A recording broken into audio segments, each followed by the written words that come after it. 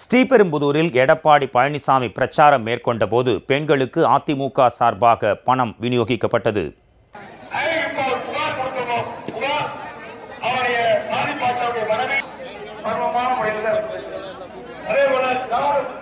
புரட்சித் தலைவர் மீது ஊழல் சுமத்திய கட்சி திராவிட முன்னேற்ற கழக கட்சி.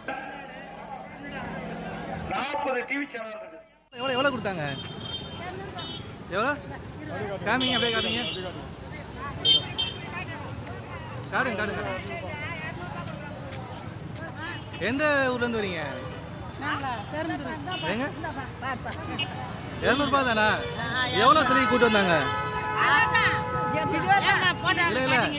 எவ்வளவு சொல்லி கூட்டு வந்தாங்க?